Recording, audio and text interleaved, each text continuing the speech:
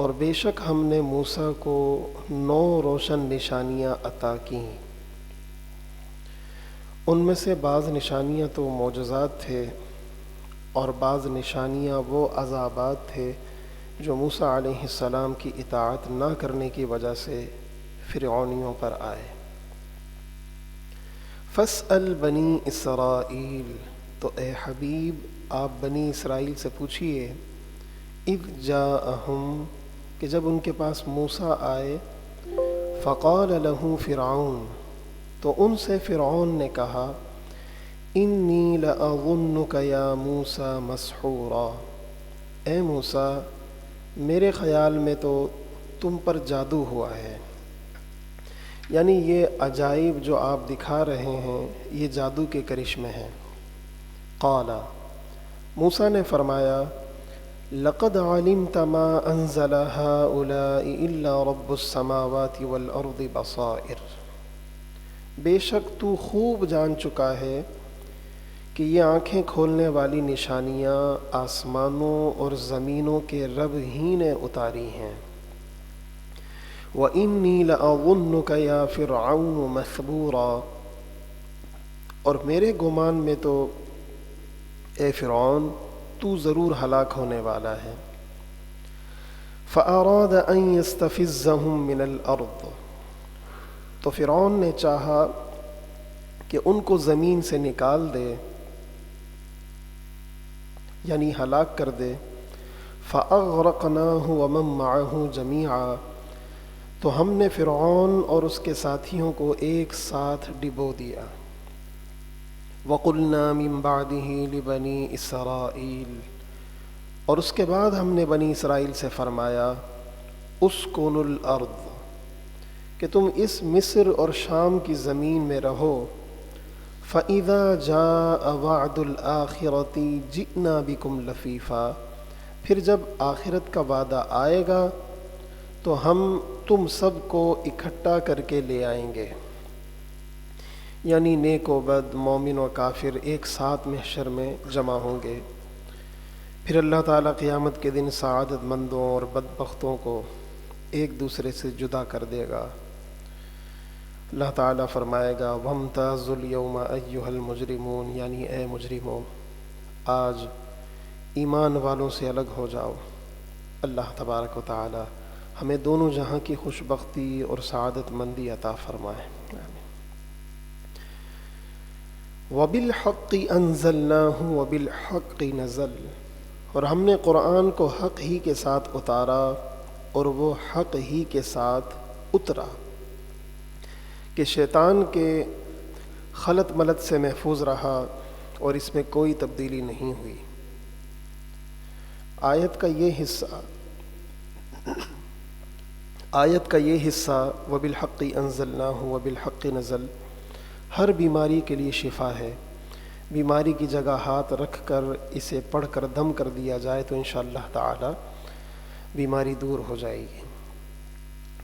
آگے فرمایا، وَمَا أَرْسَلْنَاكَ إِلَّا مُبَشِّرًا وَنَذِيرًا، اور ہم نے آپ کو خوشخبری دینے والا اور ڈر سنانے والا ہی بنا کر بھیجا، کہ آپ فرما برداروں کو جنت کی خوشخبری سنائیں اور نافرمانوں کو جہنم کے عذابات سے ڈرائیں۔ وَقُرْآنًا فَرَقْنَاهُ، اور ہم نے قرآن کو جدا جدا صورتیں اور آیتیں کر کے اتارا، لِتَقْرَأَهُ عَلَى النَّاسِ عَلَى مُكْثٍ، تاکہ آپ اسے لوگوں پر ٹھہر ٹھہر کر پڑھیں۔ وَنَزَّلْنَاهُ تَنزِيلًا، اور ہم نے اسے تھوڑا تھوڑا کر کے اتارا۔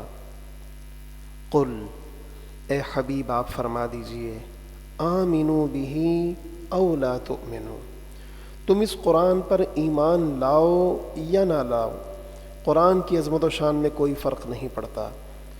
ان الذین اوتوا العلم من قبلہ، بے شک جن لوگوں کو اس کے نازل ہونے سے پہلے علم ملا، جیسے عبداللہ بن سلام وغیرہ، اذا یتلی علیہم، جب ان کے سامنے اس قرآن کی تلاوت کی جاتی ہے، یخرون للاذقان سجدا، تو وہ تھوڑی کے بل سجدے میں گر پڑتے ہیں، ویقولون، اور کہتے ہیں سبحان ربنا، ہمارے رب کے لیے پاکی ہے، ان کان وعد ربنا لمفعولا، بے شک ہمارے رب کا وعدہ یقیناً پورا ہونا تھا، جو اس نے اپنی پہلی کتابوں میں فرمایا تھا کہ نبی آخر الزمان محمد مصطفیٰ صلی اللہ علیہ وآلہ وسلم کو مبعوث فرمائے گا اور ان پر قرآن نازل فرمائے گا۔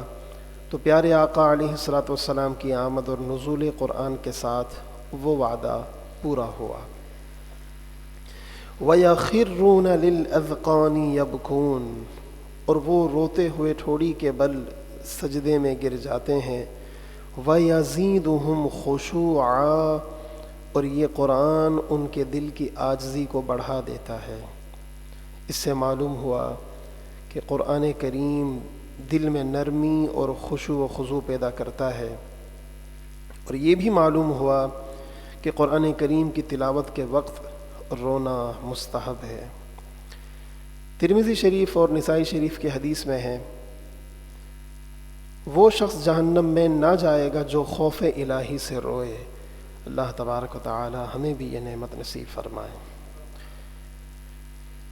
یہ آیت سجدہ تھی جس کے پڑھنے اور سننے سے سجدہ واجب ہو جاتا ہے، اور یہ قرآن میں چوتھا سجدہ تلاوت ہے، لہٰذا آپ سب بعد میں، کیونکہ ابھی وقت نہیں ہے، مکروہ وقت ہے، لہٰذا بعد میں سجدہ تلاوت لازمی کر لیجئے گا۔ آگے فرمایا قُلِ ادْعُوا اللَّهَ أَوِ ادْعُوا الرَّحْمَنَ، آپ فرمائیے کہ اللہ کہہ کر پکارو یا رحمان کہہ کر، ایما تدعو، تم جس نام سے بھی پکارو، فلہ الاسماء الحسنی، سب اسی کے اچھے نام ہیں۔ حضرت عبداللہ بن عباس رضی اللہ عنہما نے فرمایا کہ ایک بار حضور علیہ الصلاۃ والسلام نے بہت لمبا سجدہ فرمایا، جس میں آپ بار بار فرماتے تھے یا اللہ یا رحمان۔ ابو جہل نے سنا تو کہنے لگا کہ ہم کو تو دو معبودوں کی پوجا کرنے سے منع فرماتے ہیں اور خود دو معبودوں کو پکارتے ہیں، اللہ کو اور رحمان کو، معاذ اللہ۔ اس کے جواب میں یہ آیت نازل ہوئی اور بتایا گیا کہ اللہ اور رحمان دو نام ایک ہی معبود برحق کے ہیں۔ آگے فرمایا وَلَا تَجْهَرْ بِصَلَاتِكَ وَلَا تُخَافِتْ بِهَا، اور آپ اپنی نماز میں نہ بہت بلند آواز میں قرات کریں اور نہ بالکل آہستہ، وَابْتَغِ بَيْنَ ذَلِكَ سَبِيلًا، بلکہ ان دونوں کے درمیان کا راستہ اختیار کریں۔ وَقُلِ الْحَمْدُ لِلَّهِ، اور فرمائیے کہ سب خوبیاں اللہ ہی کے لیے ہیں، الَّذِي لَمْ يَتَّخِذْ وَلَدًا، جس نے اپنے لیے کوئی اولاد نہیں بنائی، وَلَمْ يَكُنْ لَهُ شَرِيكٌ فِي الْمُلْكِ، اور نہ ہی بادشاہی میں اس کا کوئی شریک ہے، وَلَمْ يَكُنْ لَهُ وَلِيٌّ مِّنَ الذُّلِّ، اور نہ کمزوری کی بنا پر اس کا کوئی مددگار ہے، یعنی وہ کمزور نہیں کہ اس کو کسی حمایتی اور مددگار کی حاجت ہو، وہ ان تمام باتوں سے پاک ہے۔ وَكَبِّرْهُ تَكْبِيرًا، اور اس کی خوب بڑائی بیان کیجیے۔ الحمدللہ۔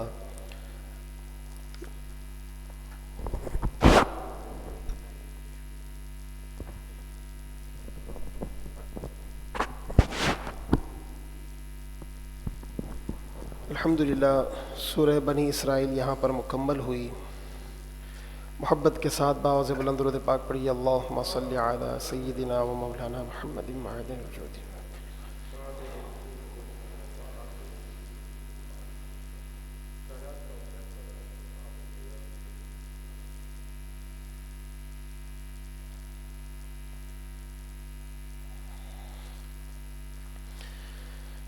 سورہ کہف کا آغاز ہے۔ سورہ کہف مکی صورت ہے، ہجرت سے پہلے مکۃ المکرمہ میں اس کا نزول ہوا۔ قرآن پاک کی ترتیب کے اعتبار سے اس کا نمبر 18 اور نزول کے اعتبار سے 69 ہے۔ اس میں 12 رکوع، 110 آیات، 1577 کلمات اور 6360 حروف ہیں۔ کہف کا معنی ہے پہاڑی غار۔ اس سورہ مبارکہ میں اصحاب کہف یعنی غار والے نیک نوجوانوں کا واقعہ بیان کیا گیا ہے، اسی مناسبت سے اس سورت کا نام کہف رکھا گیا۔ بسم اللہ الرحمن الرحیم، اللہ کے نام سے شروع جو نہایت مہربان بے حد رحم فرمانے والا۔ الحمد للہ الذی انزل علی عبدہ الکتاب، سب خوبیاں اللہ ہی کے لیے ہیں جس نے اپنے خاص بندے محمد صلی اللہ علیہ وآلہ وسلم پر کتاب اتاری۔ وَلَمْ يَجْعَلْ لَهُ عِوَجًا، اور اس میں کوئی کجی یعنی خرابی نہ رکھی۔ قَيِّمًا لِيُنذِرَ بَأْسًا شَدِيدًا مِّن لَّدُنْهُ، عدل والی کتاب اتاری تاکہ وہ اس کے ذریعے اللہ کے سخت عذاب سے ڈرائیں۔ وَيُبَشِّرَ الْمُؤْمِنِينَ الَّذِينَ يَعْمَلُونَ الصَّالِحَاتِ، اور نیک کام کرنے والے مومنوں کو یہ خوشخبری سنائیں ان لہم اجرا حسنا، کہ ان کے لیے بہترین ثواب یعنی جنت ہے۔ ماکثین فیہ ابدا، جس میں وہ ہمیشہ رہیں گے۔ وینذر الذین قالوا اتخذ اللہ ولدا، اور ان کافروں کو ڈرائیں جو کہتے ہیں کہ اللہ نے اپنے لیے اولاد بنائی ہے۔ ما لہم بہ من علم ولا لآبائہم، اس بارے میں نہ انہیں کوئی علم ہے اور نہ ان کے باپ دادا کو۔ کبرت کلمۃ تخرج من افواہہم، بہت بڑی کفر کی بات ہے جو ان کے منہ سے نکلتی ہے۔ ان یقولون الا کذبا، وہ محض جھوٹ بک رہے ہیں۔ فلعلک باخع نفسک علی آثارہم ان لم یؤمنوا بہذا الحدیث اسفا، اے حبیب اگر وہ کافر اس قرآن پر ایمان نہ لائیں تو کیا آپ ان کے پیچھے غم سے اپنی جان دے دیں گے؟ انا جعلنا ما علی الارض زینۃ لہا، بے شک جو کچھ بہتے چشمے سرسبز کھیتی وغیرہ زمین پر ہے ہم نے اسے زمین کے لیے زینت بنایا۔ لنبلوہم ایہم احسن عملا، تاکہ لوگوں کو آزمائیں کہ ان میں کون سب سے اچھے کام کرتا ہے۔ وَإِنَّا لَجَاعِلُونَ مَا عَلَيْهَا صَعِيدًا جُرُزًا، اور بے شک اس زمین پر جو کچھ ہے ایک دن ہم اسے فنا کر کے چٹیل میدان بنا دیں گے۔ ام حسبتا، اے حبیب کیا آپ کو معلوم ہوا ان اصحاب الکہف والرقیم، کہ غار اور جنگل کے کنارے والے کانوا من آیاتنا عجبا، ہماری ایک عجیب نشانی تھے۔ اصحاب کہف کا واقعہ یہ ہے کہ یہ 7 متقی نوجوان تھے۔ حضرت عیسیٰ علیہ السلام کے آسمانوں پر تشریف لے جانے کے بعد اہل انجیل بت پرستی میں مبتلا ہوئے۔ ان میں دقیانوس بادشاہ بڑا ظالم تھا، جو کوئی بت پرستی نہ کرتا اسے قتل کروا دیتا۔ اصحاب کہف اپنا ایمان بچانے کے لیے ایک غار میں پناہ گزین ہوئے اور وہاں سو گئے، اور 309 سال اسی حال میں سوتے رہے، جس کا بیان ہم اگلی آیات میں سماعت کریں گے۔ فرمایا اذ اول الفتیۃ الی الکہف، جب ان جوانوں نے ایمان بچانے کے لیے غار میں پناہ لی، فقالوا، پھر عرض کی، ربنا آتنا من لدنک رحمہ، اے ہمارے رب ہمیں اپنے پاس سے رحمت عطا فرما، وہیئ لنا من امرنا رشدا، اور ہمارے کام میں ہمارے لیے کامیابی کے اسباب مہیا فرما۔ فضربنا علی آذانہم فی الکہف سنین عددا، تو ہم نے انہیں غار میں گنتی کے کئی سال گہری نیند سلا دیا۔ ثم بعثناہم، پھر ہم نے انہیں جگایا۔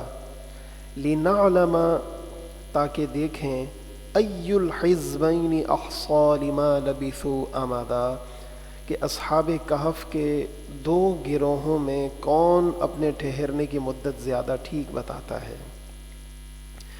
ایک گروہ کہتا تھا کہ ہم ایک دن رہے یا دن سے کم، اور دوسرا گروہ کہنے لگا کہ تمہارا رب ہی خوب جانتا ہے جتنی مدت تم یہاں رہے۔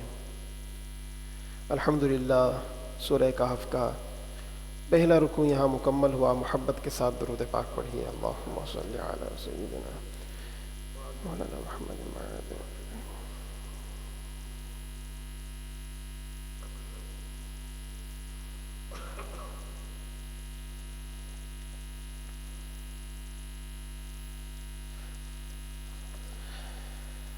سورہ کہف کے دوسرے رکوع کا آغاز ہے۔ ارشاد فرمایا نحن نقص علیک نبأہم بالحق، ہم آپ کو ان اصحاب کہف کا صحیح واقعہ بیان کرتے ہیں۔ انہم فتیۃ آمنوا بربہم، وہ کچھ جوان تھے جو اپنے رب پر ایمان لائے۔ وزدناہم ہدا، اور ہم نے ان کی ہدایت بڑھائی، یعنی ثابت قدم رکھا اور نعمت یقین میں اضافہ فرمایا۔ وربطنا علی قلوبہم، اور ہم نے ان کے دلوں کو حق بات بولنے کی قوت عطا کی۔ اذ قاموا فقالوا، جب وہ کافر بادشاہ کے سامنے کھڑے ہو کر بولے ربنا رب السماوات والارض، ہمارا رب وہ ہے جو آسمانوں اور زمینوں کا رب ہے۔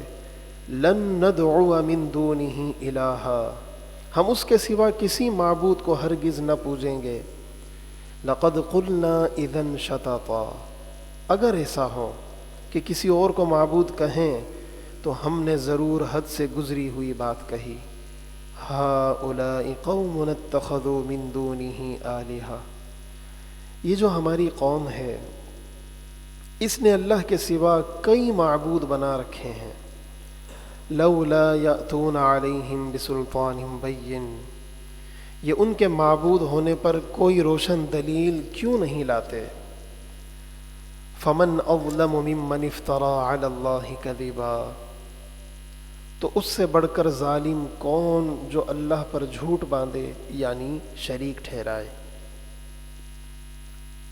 وَإِذِ اعْتَزَلْتُمُوهُمْ وَمَا يَعْبُدُونَ إِلَّا اللَّهَ، اور وہ جوان آپس میں کہنے لگے جب تم ان مشرکوں سے اور جنہیں وہ اللہ کے سوا پوجتے ہیں ان سب سے الگ ہو جاؤ، فَأْوُوا إِلَى الْكَهْفِ، تو اپنا ایمان بچانے کے لیے غار میں پناہ لو۔ يَنشُرْ لَكُمْ رَبُّكُمْ مِنْ رَحْمَتِهِ، تمہارا رب تمہارے لیے اپنی رحمت پھیلا دے گا۔ وَيُهَيِّئْ لَكُمْ مِنْ أَمْرِكُمْ مِرْفَقًا، اور تمہارے کام میں تمہارے لیے آسانی مہیا کر دے گا۔ وَتَرَى الشَّمْسَ، اور اے حبیب آپ سورج کو دیکھیں گے، اذا طلعت، کہ جب نکلتا ہے، تزاور عن کہفہم ذات الیمین، تو ان کے غار سے دائیں طرف جھک جاتا ہے۔ وَإِذَا غَرَبَتْ، اور جب ڈوبتا ہے، تقرضہم ذات الشمال، تو ان سے بائیں ہو کر گزر جاتا ہے، یعنی دھوپ کی گرمی انہیں نہیں پہنچتی۔ وَهُمْ فِي فَجْوَةٍ مِّنْ، حالانکہ وہ اس غار کی کھلی جگہ میں ہیں۔ ذَلِكَ مِنْ آیَاتِ اللَّهِ، یہ اللہ کی نشانیوں میں سے ہے۔ مَن يَهْدِ اللَّهُ فَهُوَ الْمُهْتَدِ، جسے اللہ ہدایت دے تو وہی ہدایت پر ہے۔ وَمَن يُضْلِلْ، اور جسے وہ اس کی ہٹ دھرمی کے سبب گمراہ کرے، فَلَن تَجِدَ لَهُ وَلِيًّا مُرْشِدًا، تو آپ ہرگز اس کا کوئی مددگار، ہدایت دینے والا نہ پائیں گے۔ الحمدللہ سورہ کہف کا دوسرا رکوع مکمل ہوا۔ محبت کے ساتھ درود پاک پڑھیے۔ اللہم صلی علی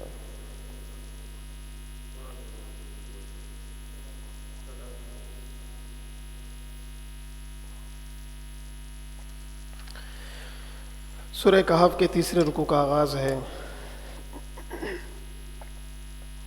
ارشاد فرمایا وَتَحْسَبُهُمْ أَيْقَاظًا، اور تم انہیں دیکھو گے تو جاگتا ہوا سمجھو گے، اس لیے کہ ان کی کروٹیں بدلنے اور آنکھیں کھلی رہنے سے ہر ایک کا گمان یہی ہوگا کہ وہ جاگ رہے ہیں، وہم رقود، حالانکہ وہ سو رہے ہیں، وَنُقَلِّبُهُمْ ذَاتَ الْيَمِينِ وَذَاتَ الشِّمَالِ، اور ہم ہر سال ان کی کروٹیں دائیں اور بائیں بدلتے ہیں، وَكَلْبُهُمْ بَاسِطٌ ذِرَاعَيْهِ بِالْوَصِيدِ، اور ان کا کتا غار کی چوکھٹ پر اپنی کلائیاں پھیلائے ہوئے بیٹھا ہے۔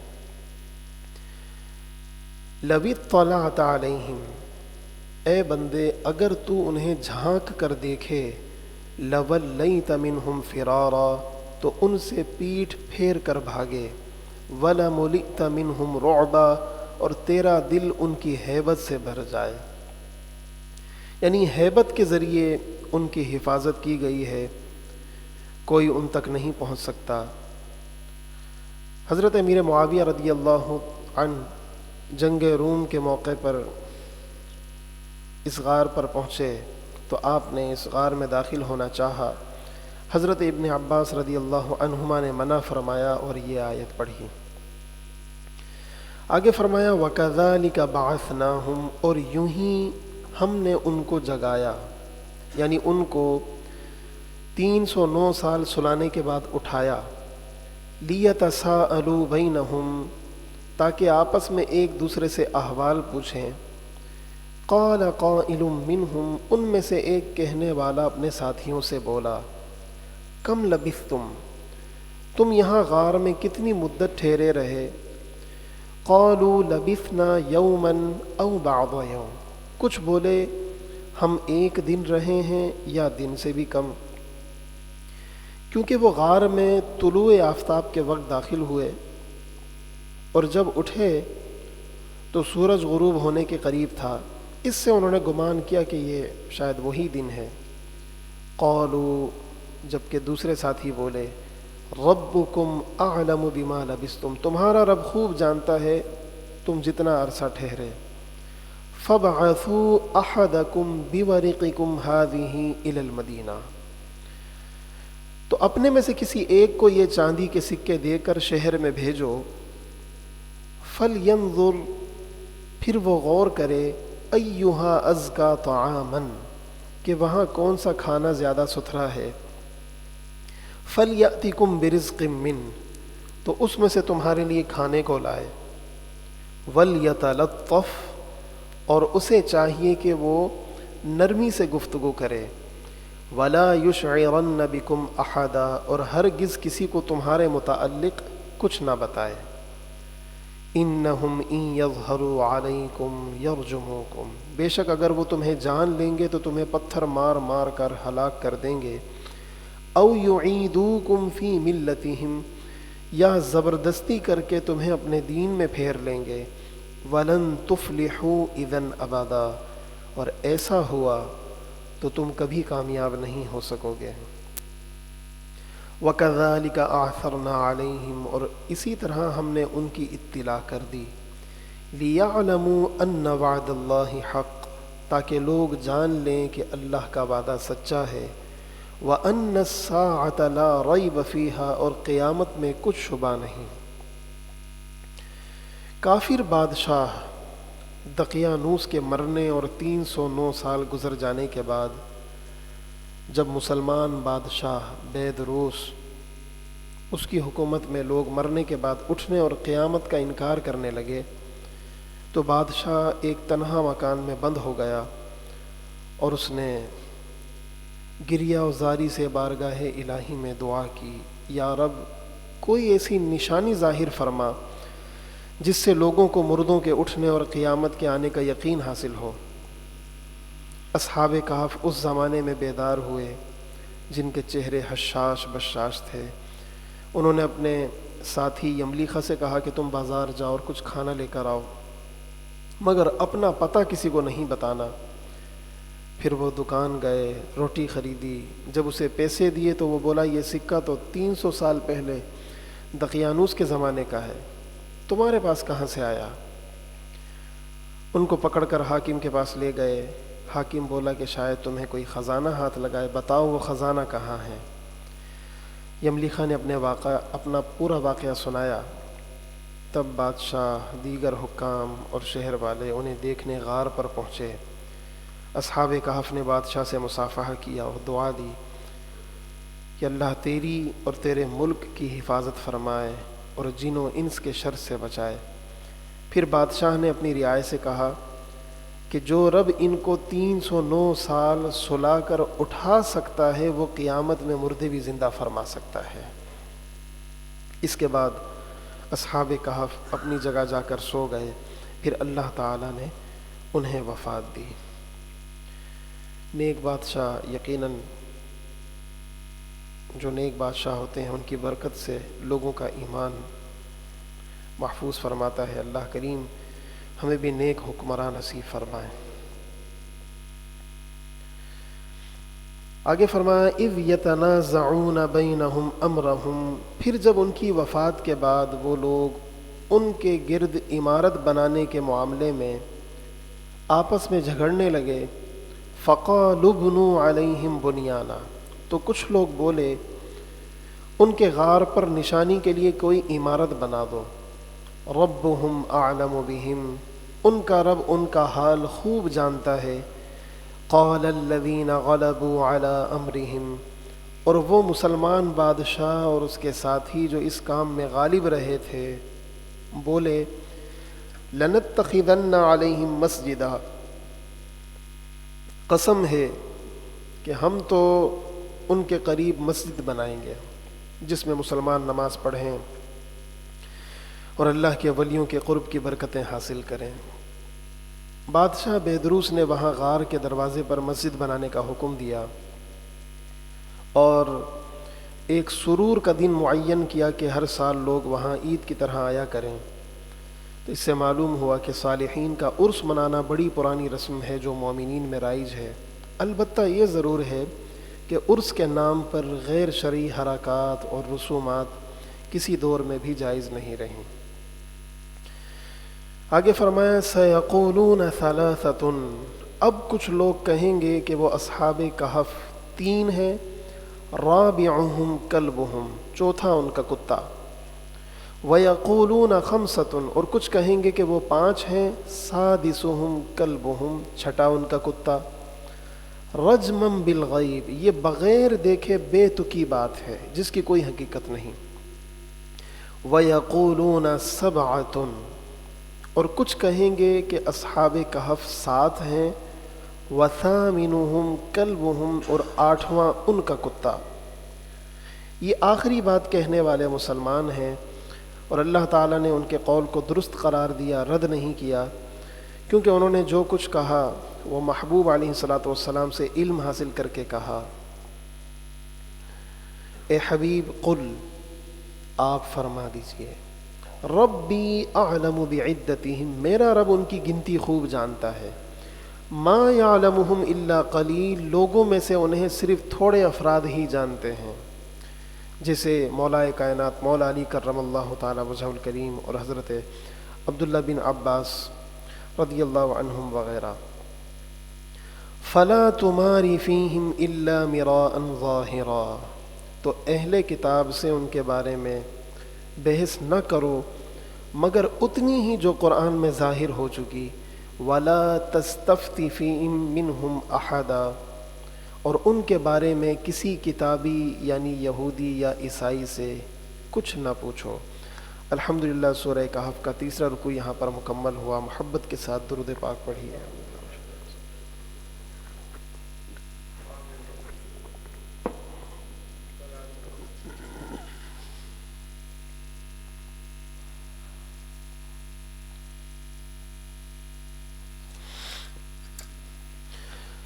سورہ کہف کے چوتھے رکوع کا آغاز ہے، ارشاد فرمایا وَلَا تَقُولَنَّ لِشَيْءٍ، اور کسی کام کے بارے میں آپ ہرگز یہ نہ کہنا انی فاعل ذلک غدا، کہ میں یہ کام کل کر دوں گا، الا ان یشاء اللہ، مگر یہ کہ اللہ چاہے۔ یعنی جب کسی کام کا ارادہ ہو تو یہ کہنا چاہیے انشاءاللہ ایسا کروں گا، بغیر انشاءاللہ کے نہ کہے، اور اگر انشاءاللہ کہنا بھول جائے تو جب یاد آئے اس وقت انشاءاللہ کہہ دے۔ وَاذْكُرْ رَبَّكَ اِذَا نَسِيتَ، اور جب آپ انشاءاللہ کہنا بھول جائیں تو یاد آتے ہی اپنے رب کا ذکر کریں. وقل، اور یوں فرمائیے، عسیٰ ان یہدینی ربی لاقرب من ھذا رشدا، کہ قریب ہے کہ میرا رب مجھے اس اصحاب کہف کے واقعے سے زیادہ قریب اور زیادہ بہتر ہدایت کا راستہ دکھائے.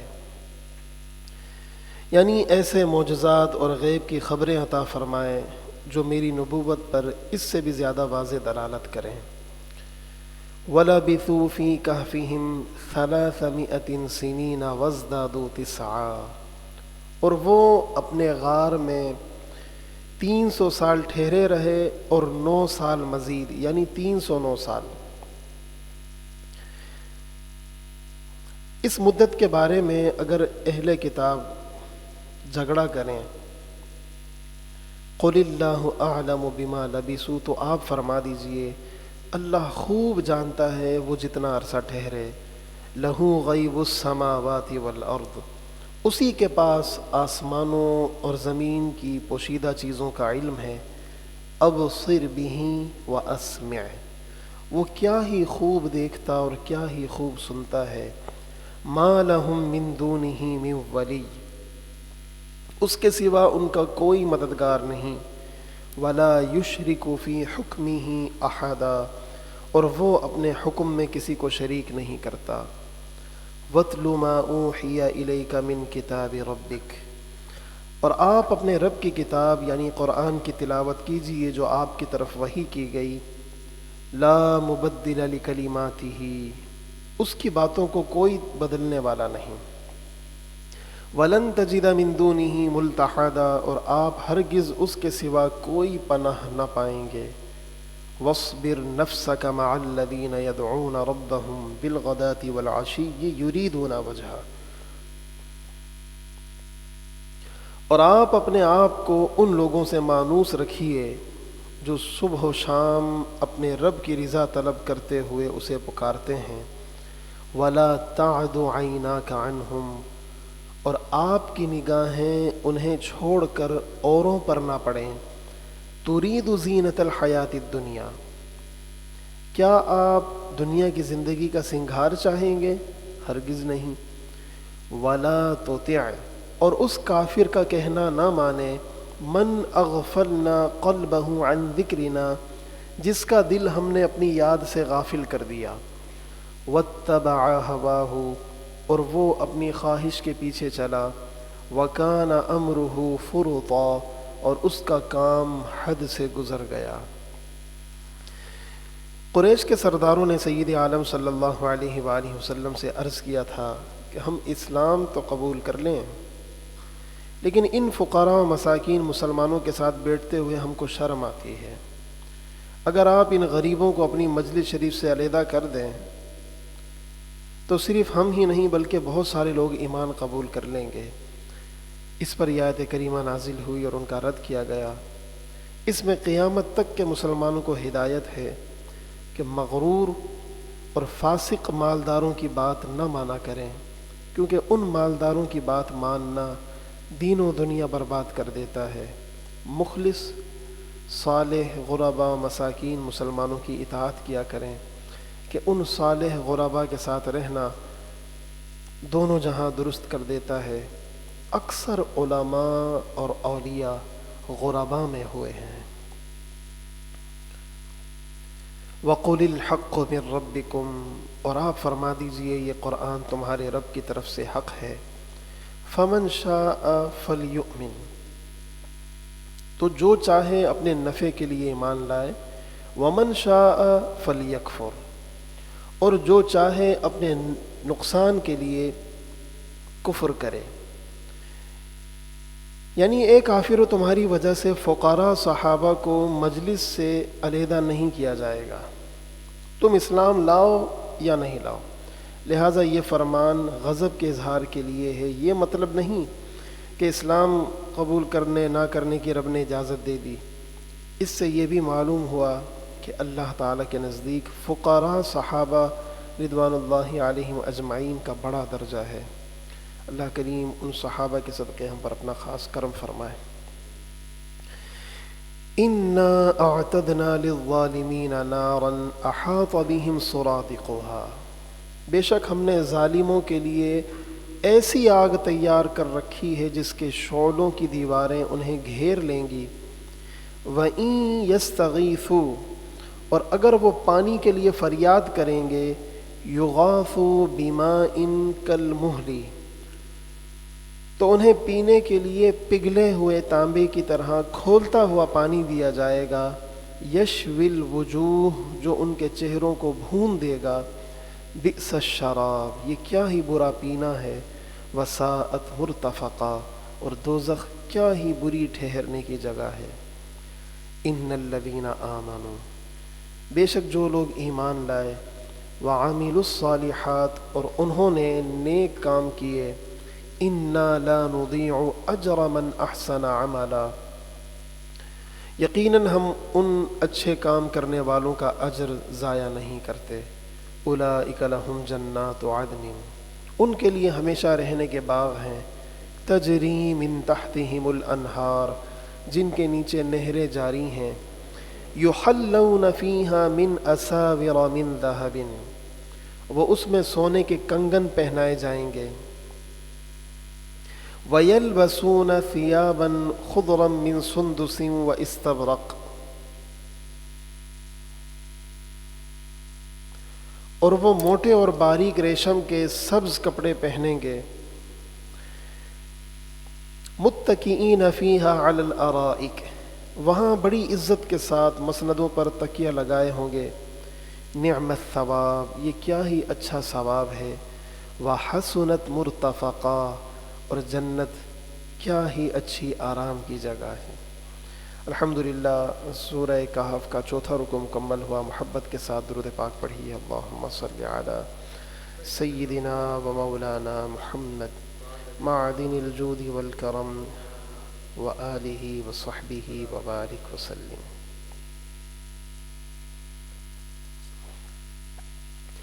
سورہ کہف کے 5ویں رکوع کا آغاز ہے۔ ارشاد فرمایا، وَاضْرِبْ لَهُمْ مَثَلَ الرَّجُلَيْنِ، اور اے حبیب آپ ان اہل مکہ کے سامنے دو مردوں کا حال بیان کیجئے، جَعَلْنَا لِأَحَدِهِمَا جَنَّتَيْنِ مِنْ أَعْنَابٍ، کہ ان میں سے ایک کافر تھا جس کو ہم نے انگوروں کے 2 باغ دیے، وَحَفَفْنَاهُمَا بِنَخْلٍ، اور ان باغوں کو کھجور کے درختوں سے ڈھانپ دیا، وَجَعَلْنَا بَيْنَهُمَا زَرْعًا، اور ان کے بیچ میں کھیتی رکھی، یعنی بہترین ترتیب کے ساتھ ان دونوں باغوں کو ترتیب دیا۔ کِلْتَا الْجَنَّتَيْنِ آتَتْ أُكُلَهَا وَلَمْ تَظْلِمْ مِنْهُ شَيْئًا، وہ دونوں باغ اپنے پھل خوب لائے اور اس میں کچھ کمی نہ کی۔ وَفَجَّرْنَا خِلَالَهُمَا نَهَرًا، اور ہم نے ان دونوں کے بیچ میں نہر بھی جاری کی۔ وَكَانَ لَهُ ثَمَرٌ، اور اس کافر کے پاس اور بھی بکثرت پھل تھے، یعنی ان 2 باغوں کے علاوہ ہم نے اسے کثیر مال و دولت، نوکر چاکر، سونا چاندی وغیرہ بھی عطا کیا تھا۔ فَقَالَ لِصَاحِبِهِ وَهُوَ يُحَاوِرُهُ، تو وہ فخریہ گفتگو کرتے ہوئے اپنے مسلمان ساتھی سے بولا، انا اکثر منک مالا واعز نفرا، میں تجھ سے زیادہ مالدار اور افرادی قوت کے لحاظ سے زیادہ طاقتور ہوں۔ ودخل جنتہ وهو ظالم لنفسہ، اور وہ تکبر کے ساتھ اپنی جان پر ظلم کرتا ہوا اپنے باغ میں داخل ہوا۔ قال، اور اپنے ساتھی سے بولا، ما اظن ان تبید هذه ابدا، میرا گمان نہیں کہ یہ باغ کبھی فنا ہوگا۔ وما اظن الساعة قائمہ، اور میں یہ گمان نہیں کرتا کہ قیامت کبھی قائم ہوگی۔ ولا ان رددت الى ربی، اور اگر بالفرض میں اپنے رب کی طرف لوٹایا بھی گیا، لأجدن خیرا منها منقلبا، تو ضرور اس باغ سے بہتر پلٹنے کی جگہ یعنی بہتر انجام پاؤں گا۔ قال له صاحبه وهو يحاوره، اس کے مسلمان ساتھی نے جواباً گفتگو کرتے ہوئے اسے کہا، اکفرت بالذی کیا تو اس رب کے ساتھ کفر کرتا ہے خلقک من تراب، جس نے تجھے پہلے مٹی سے بنایا، ثم من نطفۃ، پھر نطفے سے بنایا، ثم سواک رجلا، پھر تجھے عقل و قوت دے کر ٹھیک مرد بنایا، لیکن هو اللہ ربی ولا اشرک بربی احدا، لیکن میں تو یہی کہتا ہوں وہ اللہ ہی میرا رب ہے اور میں کسی کو اپنے رب کے ساتھ شریک نہیں کرتا۔ ولولا اذ دخلت جنتک، اور ایسا کیوں نہ ہوا کہ جب تو اپنے باغ میں داخل ہوا، قلت ما شاء اللہ لا قوت الا باللہ، تو کہتا ما شاء اللہ لا قوت الا باللہ، یعنی جو اللہ چاہے وہی ہوتا ہے اور بغیر اللہ کی مدد کے ہم میں کسی کو کوئی طاقت نہیں۔ یعنی تو نے اپنی عاجزی اور اللہ کی قدرت کا اقرار کیوں نہیں کیا، اور کیوں نہیں کہا کہ اللہ کی مدد کے بغیر میں اس کو محفوظ رکھنے کی طاقت نہیں رکھتا۔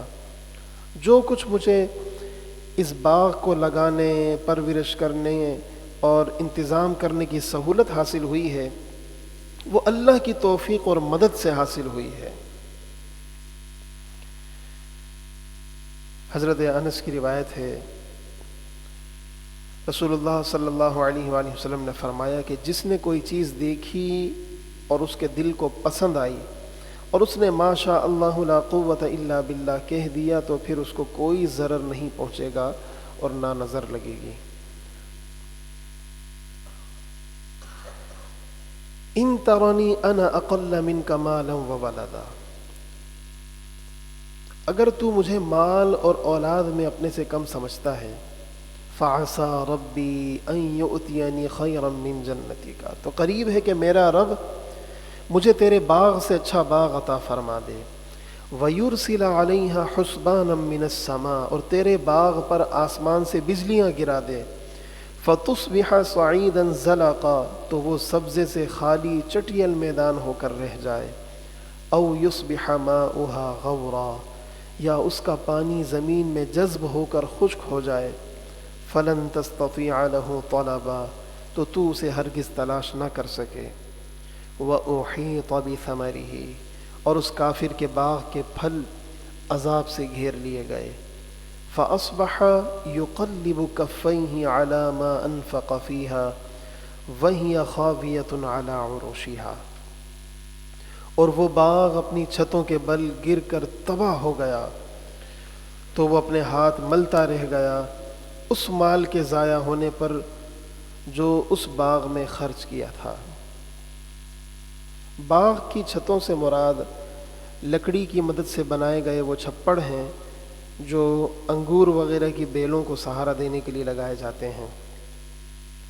وَيَقُول، اور وہ کہنے لگا، یا لیتنی، اے کاش، لم اشرک بربی احدا، میں نے اپنے رب کے ساتھ کسی کو شریک نہ کیا ہوتا، وَلَمْ تَكُنْ لَهُ فِئَةٌ، اور اس کے پاس کوئی جماعت نہ تھی، يَنْصُرُونَهُ مِن دُونِ اللَّهِ، جو اللہ کے سامنے اس کی مدد کرتی، وَمَا كَانَ مُنْتَصِرًا، اور نہ وہ خود بدلہ لینے کے قابل تھا۔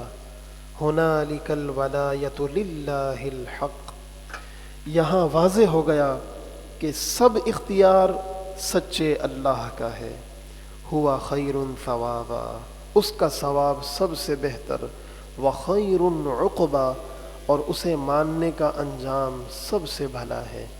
الحمدللہ سورہ کہف کا 5واں رکوع یہاں مکمل ہوا۔ محبت کے ساتھ درود پاک پڑھیے، اللہم صلی علی سیدنا و مولانا محمد معدن الجود والکرم وآلہ وبارک وسلم۔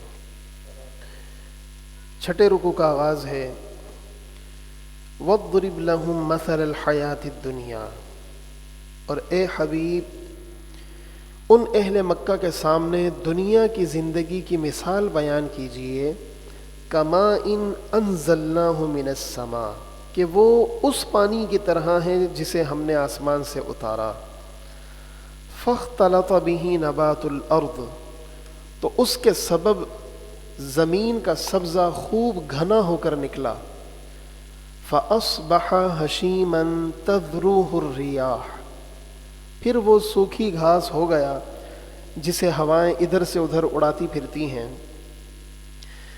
یعنی جیسے سرسبز و شاداب کھیت اچانک کسی نامعلوم آفت کے آ جانے سے تباہ و برباد ہو جاتا ہے، ایسے ہی دنیا کی زندگی، مال و دولت اور حسن و طاقت کا کوئی بھروسہ نہیں، نہ جانے کب ختم ہو جائے۔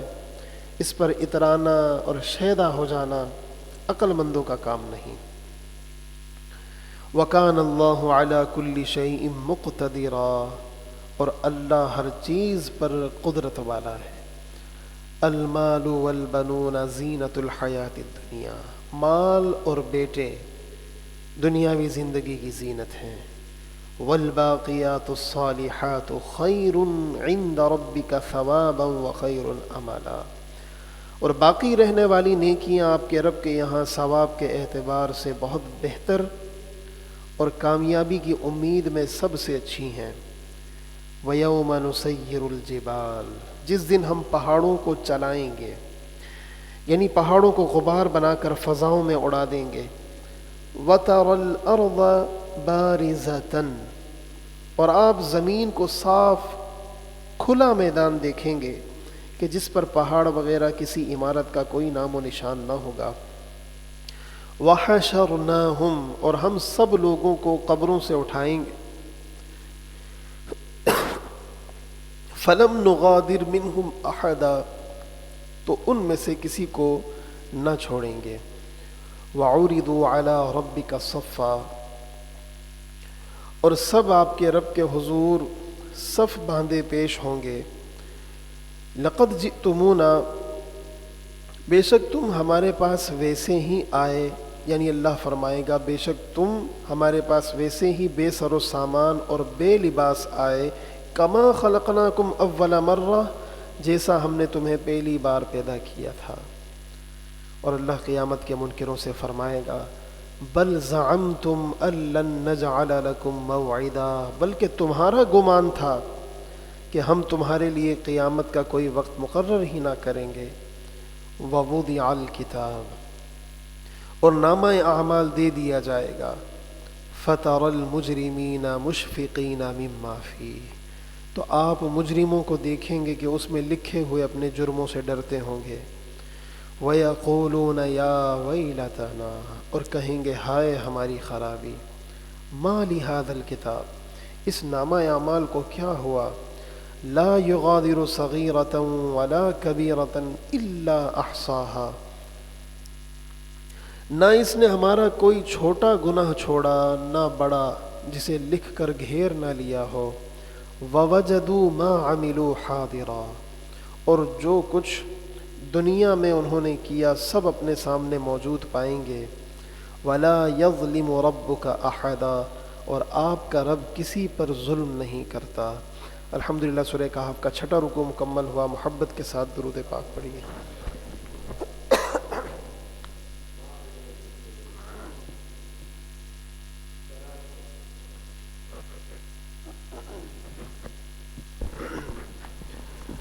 سورہ کہف کے 7ویں رکوع کا آغاز ہے۔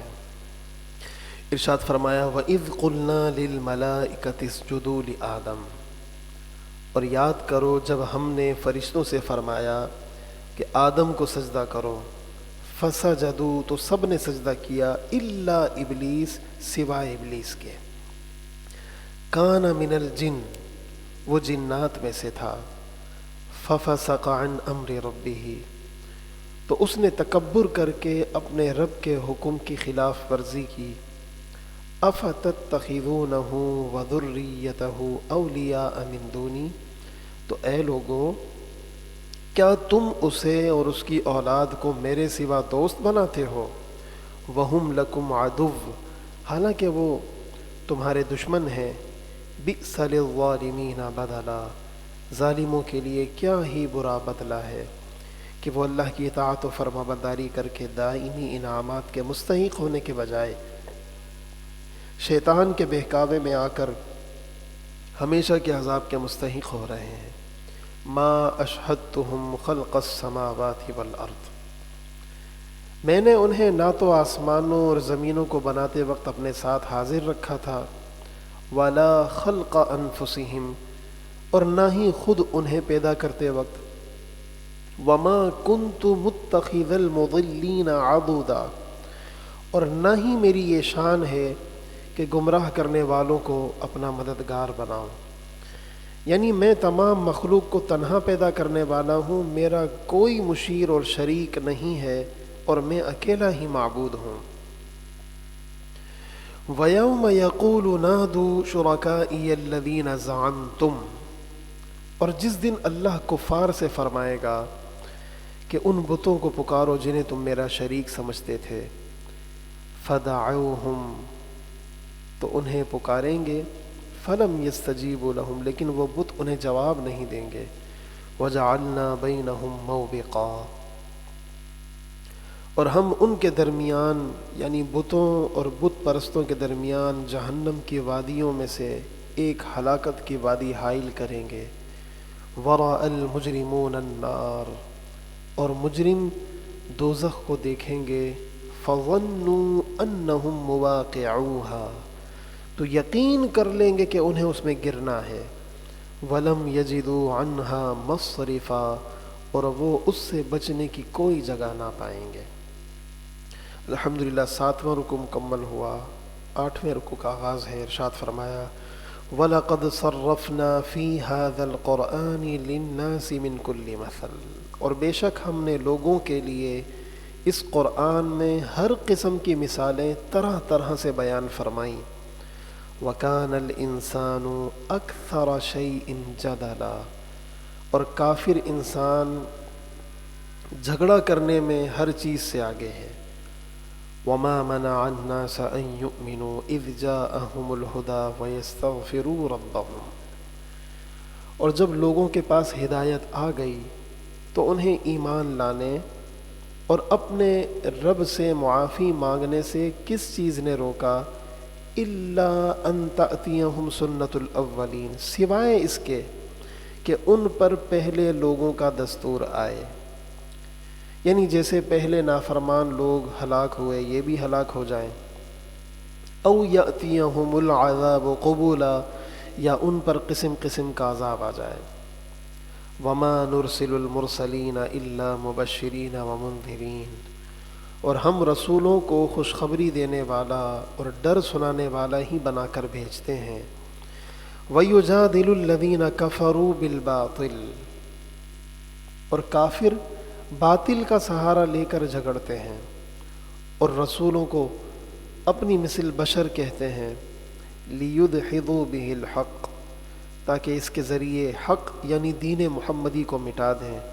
وَاتَّخَذُوا آیَاتِي وَمَا أُنذِرُوا هُزُوًا، اور انہوں نے میری آیتوں کو اور جس عذاب سے انہیں ڈرایا گیا تھا اسے مذاق بنا لیا۔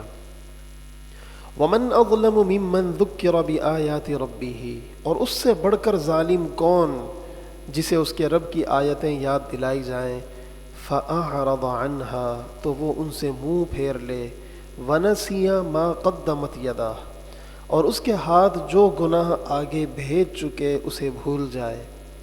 إِنَّا جَعَلْنَا عَلَى قُلُوبِهِمْ أَكِنَّةً، بے شک ہم نے ان کے دلوں پر پردے ڈال دیے ہیں، أَن يَفْقَهُوهُ، تاکہ وہ قرآن کو نہ سمجھیں، وَفِي آذَانِهِمْ وَقْرًا، اور ان کے کانوں میں بہرا پن پیدا کر دیا کہ وہ حق نہیں سنتے۔ وَإِن تَدْعُوهُمْ إِلَى الْهُدَى، اور اگر آپ ان ضدی کافروں کو ہدایت کی طرف بلائیں، فَلَن يَهْتَدُوا إِذًا أَبَدًا، تو جب بھی وہ ہرگز کبھی راہ پر نہیں آئیں گے۔ وَرَبُّكَ الْغَفُورُ ذُو الرَّحْمَةِ، اور آپ کا رب بہت بخشنے والا بڑی رحمت والا ہے۔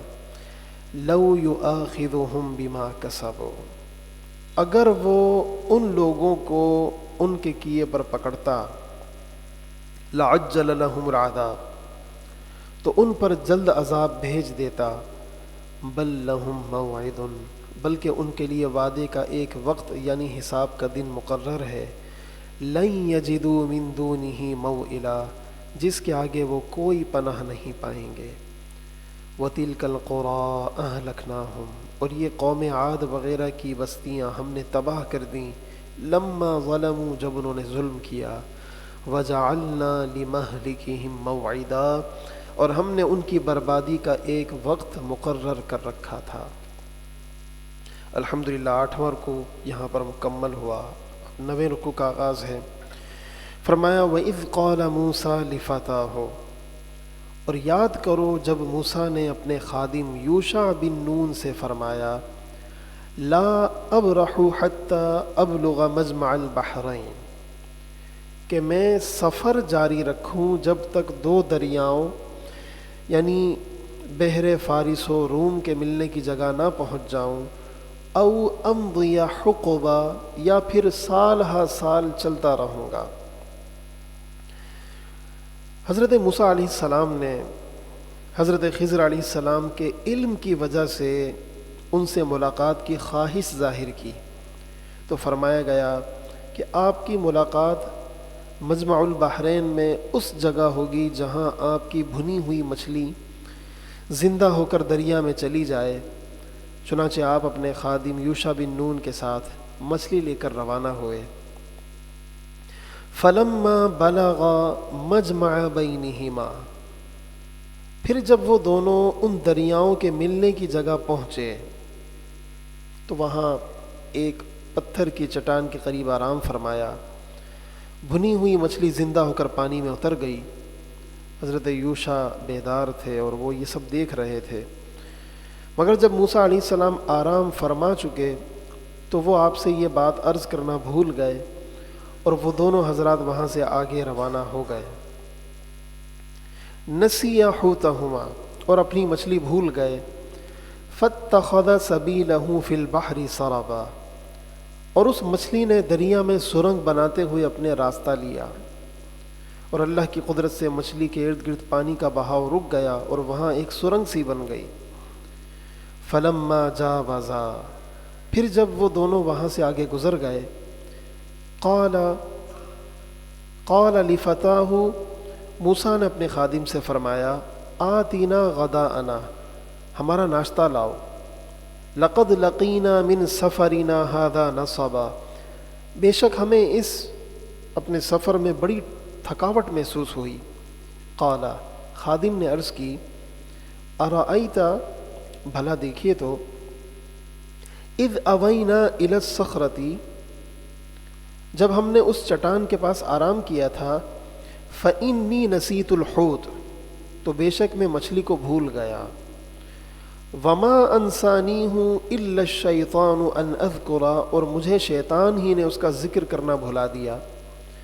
واتخذ سبیلہ فی البحر عجبا، اور مچھلی نے عجیب طریقے سے دریا میں اپنا راستہ بنا لیا۔ قال، موسیٰ نے فرمایا ذالک ما کنا نبغی، یہی تو وہ جگہ ہے جسے ہم تلاش کر رہے تھے۔ فرتدا علی آثارہما قصصا، تو وہ اپنے قدموں کے نشان دیکھتے ہوئے پیچھے پلٹے۔ فوجدا عبدا من عبادنا، تو انہوں نے ہمارے بندوں میں سے ایک بندہ یعنی خضر کو وہاں پایا۔ آتیناہ رحمتا من عندنا، جسے ہم نے اپنے پاس سے رحمت عطا کی۔ وعلمناہ من لدنا علما، اور اسے اپنا علم لدنی یعنی خاص علم عطا کیا۔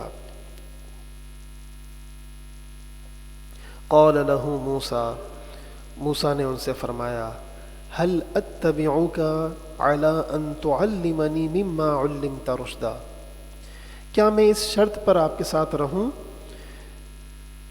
کہ بھلائی حاصل کرنے کا جو علم آپ کو دیا گیا ہے مجھے بھی سکھا دیں گے؟ قال، انہوں نے فرمایا انک لن تستطیع معی صبرا، بے شک آپ میرے ساتھ ہرگز نہیں ٹھہر سکیں گے۔ وکیف تصبر علی ما لم تحط بہ خبرا، اور آپ اس بات پر کیسے صبر کریں گے جو آپ کے علم کے دائرے میں نہیں ہوگی؟ قال، موسیٰ نے فرمایا ستجدنی ان شاء اللہ صابرا، اگر اللہ نے چاہا تو آپ مجھے صبر کرنے والا پائیں گے۔ ولا اعصی لک امرا، اور میں آپ کے کسی حکم کے خلاف نہیں کروں گا۔ قال، انہوں نے فرمایا فإن اتبعتنی فلا تسألنی عن شیء، اگر آپ میرے ساتھ رہتے ہیں تو مجھ سے کسی چیز کے متعلق مت پوچھیے گا۔ حتی احدث لک منہ ذکرا، جب تک میں خود اس کا ذکر نہ کروں۔ فانطلقا، پھر وہ دونوں چلے، حتی اذا رکبا فی السفینۃ، یہاں تک کہ جب کشتی میں سوار ہوئے، خرقہا، تو خضر نے اسے کلہاڑی سے چیر ڈالا۔ قال اخرقتها لتغرق اہلہا، موسیٰ نے فرمایا کیا آپ نے کشتی کو اس لیے چیر دیا کہ اس کے سواروں کو غرق کر دیں؟ لقد جئت شیئا امرا، بے شک آپ نے بڑا نقصان والا کام کیا۔ قال، خضر نے فرمایا الم اقل، کیا میں نے نہ کہا تھا انک لن تستطیع معی صبرا، کہ آپ میرے ساتھ ہرگز نہیں ٹھہر سکیں گے۔ قال، موسیٰ نے فرمایا لا تؤاخذنی بما نسیت، میری بھول پر میری گرفت نہ کیجیے، ولا ترہقنی من امری عسرا، اور میرے اس معاملے میں مجھ پر سختی نہ فرمائیں۔ فانطلقا، پھر دونوں کشتی سے اتر کر چلے، حتی اذا لقیا غلاما، یہاں تک کہ جب ایک لڑکے سے ملے، فقتلہ، تو خضر نے اس لڑکے کو قتل کر دیا۔ قال، موسیٰ نے فرمایا اقتلت نفسا زکیۃ بغیر نفس، کیا آپ نے ایک بے گناہ ستھری جان کو ناحق قتل کر دیا؟ لقد جئت شیئا نکرا، بے شک آپ نے بہت برا کام کیا۔ الحمدللہ یہاں پر ہمارا 15 پاروں کا درس مکمل ہوا۔ باقی ابھی جو آگے واقعہ ہے وہ 16واں پارہ وہاں شروع ہوگا، تو انشاءاللہ کل ہم 16ویں پارے کا آغاز کریں گے۔ اللہ کریم درس کو قبول فرمائے، غلطیوں کو معاف فرمائے، قرآن کریم کے نور سے ہمارے ظاہر و باطن کو روشن و منور فرمائے، صحیح معنی میں قرآن کریم کو پڑھنے، سمجھنے، اس پر عمل کرنے اور اس کا نور دوسروں کو پہنچانے کی توفیق اور سعادت عطا فرمائے، آمین یا رب العالمین۔ ایک مرتبہ سورہ فاتحہ، 3 مرتبہ سورہ اخلاص شریف پڑھ لیجئے۔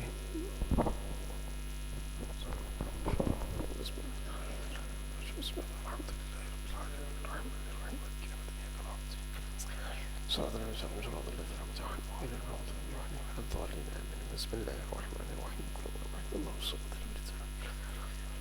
بسم اللہ الرحمن الرحیم، قل اللہ احد اللہ الصمد لم یلد ولم یولد ولم یکن له کفوا احد، بسم اللہ الرحمن الرحیم، قل اللہ احد اللہ الصمد لم یلد ولم یولد ولم یکن له۔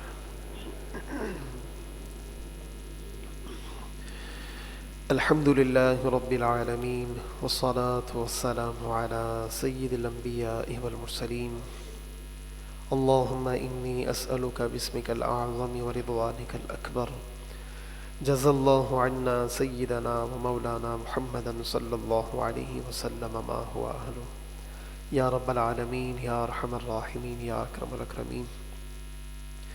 ہم تیرا لاکھ لاکھ شکر ادا کرتے ہیں، تیرا کروڑ کروڑ شکر کہ تو نے اس نور والے وقت میں، سکون والے، برکتوں والے وقت میں اپنے گھر میں آنا ہمیں نصیب کیا، درس قرآن میں شامل ہونے کی سعادت سے ہمیں نوازا۔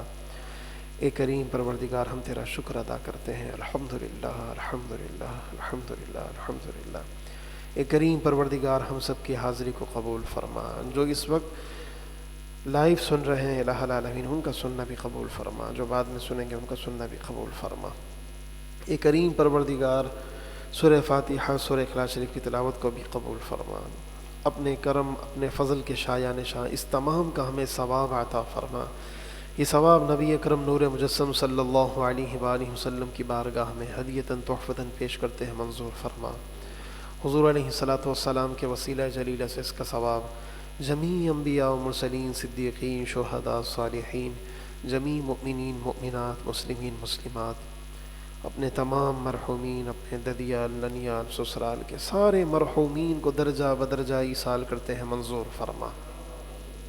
خاص کر اے کریم پروردگار، اس مسجد کے وہ نمازی جو اب اس دنیا میں نہ رہے، ہماری محافل میں آنے والے جو بہن بھائی اب اس دنیا میں نہ رہے، الہ العالمین، خاص کر یہ ثواب کا تحفہ ہم انہیں پہنچانا چاہتے ہیں، کریم پروردگار تو انہیں پہنچا دے۔ یا اللہ اس کی برکتیں ہماری زندگی میں داخل فرما دے الہ العالمین۔ اس کی برکتیں خاص طور پر جب ہم اس دنیا سے رخصت ہو رہے ہوں، خیر کا معاملہ ہو، عافیت کا معاملہ ہو، سکون و راحت کا معاملہ ہو، کسی کا کوئی قرض کوئی بوجھ ہمارے کاندھوں پر نہ ہو، اور اس وقت اس کی خاص رحمتوں والی برسات ہم پر ہو رہی ہو، اس کا نور ہمیں قبروں میں نصیب فرما، حشر میں نصیب فرما، اس کی روشنی میں پل صراط سے گزرتے ہوئے جنت میں ہمیں داخلہ عطا فرما۔ اے کریم پروردگار ہمارے گناہوں کو معاف فرما دے، ہم سب کی، ہمارے والدین کی، پوری امت مسلمہ کی بخشش و مغفرت فرما۔ الہ العالمین اس وقت ہمارے گھروں میں، ہسپتالوں میں جتنے ہمارے مسلمان بہن بھائی، بچے بوڑھے جوان جو بیمار ہیں، تکلیف میں، بالخصوص ہمارے اس مسجد کے ساؤنڈ کا اور آئی ٹی کا جتنا کام کرتے ہیں ہمارے شاہد بھائی، ان کی والدہ کچھ عرصے سے بیمار ہیں، آئی سی یو میں ہیں، یا اللہ ان کی والدہ کو اور سارے مریضوں کو شفا عطا فرما دے، ساری تکلیفیں دور فرما دے، آسانیاں عطا فرما، ہمیں بھی ہر طرح کی ظاہری باطنی ہر بیماری سے، بلا سے، وبا سے محفوظ فرما۔ الہ العالمین امت مسلمہ کی ساری بیماریاں، بے روزگاریاں، بے اولادیاں، تنگ دستیاں، قرض داریاں، ساری مصیبتیں، پریشانیاں دور فرما دے، خیر عافیت والی حلال وسیع روزی ہم سب کو نصیب فرما، حرام اور شبہ کے مال سے ہمیں محفوظ فرما۔ اے کریم پروردگار کاروبار والوں کے کاروبار میں برکتیں عطا فرما، اپنے سوا ہمیں کسی کا محتاج نہ کرنا، ہمیشہ دینے والوں میں رکھنا، ہمیشہ دینے والوں میں رکھنا، ہمیشہ دینے والوں میں رکھنا۔ اے کریم پروردگار قرآن کریم اور احادیث طیبہ کے انوار سے ہمارے ظاہر و باطن کو روشن و منور فرما، ہمیں دین اسلام میں پورا داخل فرما، ہر خلاف سنت اور خلاف شریعت کام سے ہم سب کو، ہماری نسلوں کو محفوظ فرما۔ یا الہ العالمین جتنے ہمارے بھائی، جتنی ہماری مائیں بہنیں بنفس نفیس یہاں حاضر ہوئیں، درس سنا، جو اس وقت آن لائن سن رہے ہیں، جو بعد میں سنیں گے، الہ العالمین ہم سب پر اپنی رحمت کی خاص نظر فرما دے۔ یا اللہ ہمارے سارے بگڑے ہوئے کام سنوار دے، ہمارے کاموں میں آسانیاں پیدا فرما دے، ہماری مشکلوں کو آسان کر دے، ہم سے راضی ہو جا، اور ایسی رضا اور خوشنودی ہمیں اپنی عطا فرما دے کہ پھر کبھی بھی ہم سے ناراض نہ ہونا۔ الہ العالمین ہمارے والدین پر رحم فرما، یا اللہ ہمارے والدین پر رحم فرما، ہمارے والدین پر رحم فرما، ہمیں والدین کے فرما برداروں میں رکھ اور فرما برداروں میں ہی اٹھانا۔ اے کریم پروردگار امت مسلمہ کے حال پر اپنا کرم فرما، جو ہمارے علماء کرام، جو ہمارے مجاہدین اس وقت آزمائش میں ہیں، الہ العالمین ان کے لیے آسانیاں فرما، فتح و نصرت عطا فرما، دشمنوں کو عبرت کا نشان بنا، ہم سب کو اسلام پر استقامت اور ایمان پر خاتمہ نصیب فرما، ہماری بہنوں، بیٹیوں، بچیوں کے لیے، بچوں کے لیے اچھے دیندار اور غیر لالچی رشتے عطا فرما، جن کے رشتے ہو چکے شادی کے لیے آسانیاں اور اسباب عطا فرما، جن کی شادیاں ہو چکی انہیں اپنے گھروں میں سکھ بھری خوشیوں، رحمتوں، نیکیوں بھری زندگی نصیب فرما۔ یا اللہ جو اولاد کے طلبگار ہیں، نیک صالح عافیت والی، آنکھوں کی ٹھنڈک بننے والی اولاد عطا فرما، اولاد والوں کو اولاد کی خوشیاں نصیب فرما، اولاد کو والدین کی آنکھوں کی ٹھنڈک بنا۔ اے کریم پروردگار ہم سب کو اسلام پر استقامت اور ایمان پر خاتمہ نصیب فرما۔ ربنا تقبل منا انك انت السميع العليم وتب علينا انك انت التواب الرحيم وصلى الله تعالى على خير خلقه محمد وآله وصحبه اجمعين برحمتك يا ارحم الراحمين۔ مولاي صل وسلم دائما ابدا على حبيبك خير الخلق كلهم، هو الحبيب الذي ترجى شفاعته لكل هول من الاهوال مقتحم، مولاي صل وسلم أبدا على حبيبك خير الخلق كلهم يا ربي بالمصطفى بلغ مقاصدنا يا ربي بالمصطفى بلغ مقاصدنا واغفر لنا ما مضى يا واسع الكرم مولاي صل وسلم دائما أبدا على حبيبك خير الخلق كلهم या रब्बल आलमीन या रहमान राहिमीन या अकरमल अकरमीन। दुरूद सलाम का सदक़ा दोनों जहाँ की हमें कामयाबियाँ अता फ़रमा, दोनों जहाँ की नाकामियों से हमारी हिफाजत फ़रमा। हरमैन शरीफ़ैन की हाज़री के लिए तड़पने वालों को जल्द बाद अब हाज़री नसीब फ़रमा।